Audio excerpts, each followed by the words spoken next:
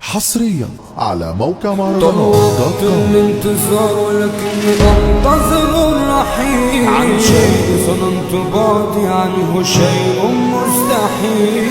ليش سرحان في عينك ده انا مبهور بتمثيلك هحبك لو فيك وانت اشتغلت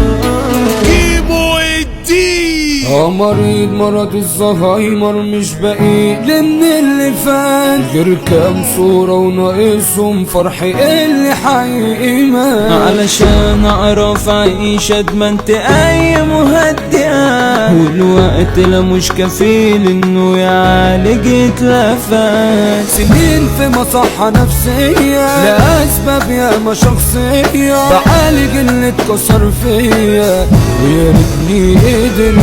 كل ما فوق رجعني لنقطة صفر توجعني الاقي الحزن وقعني بقيت على الارض موجوع. اصل الوجع جاي من اللي كانوا قريبين اللي المفروض في داري كان في داري بسكاكين. ازاي صادق يعيش وسط اللي طلعوا مزيفين فبقيت خايف عليا وعلى نفسي بقيت حزين. تعبت بجد وكفاية وبحكي همومي لمراية بكلم نفسي جوايا عشان ما اشكي وهشكي لمين مفيش غيري ودمعي وحزني وسريري والجرح بعالجنة في ليلي وفرحي ما فيه. تليفون مقفول وههرب واختفي وابعد بعيد في مكان معرفش حد غيري فيه واكون وحيد وهريح مخي من التفكير نهائي واكون سعيد. انا عندي ضغط نفسي من اللي شفته بقيت مريض. يا بحر المر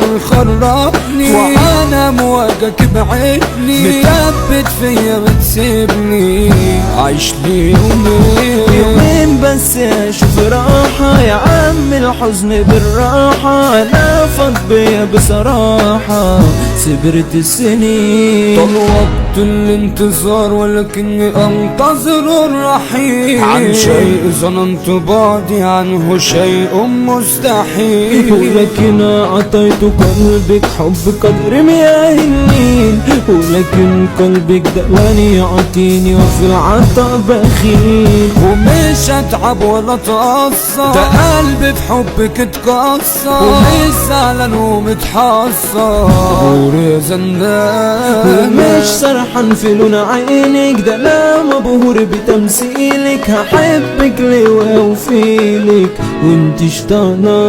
الحاج احمد هلال ده في المجال اسمه تيل راجل جدع يشرف علشان دغني واصيل وغير برودكشن الاصلي سمعتنا عليها يا ابو حصري براند المنتج المصري احنا الاعلام. ده وحش الميديا والعفري لوحده يا عم واخد السين خطار الميديا حود العفري ده اخويا يا عم.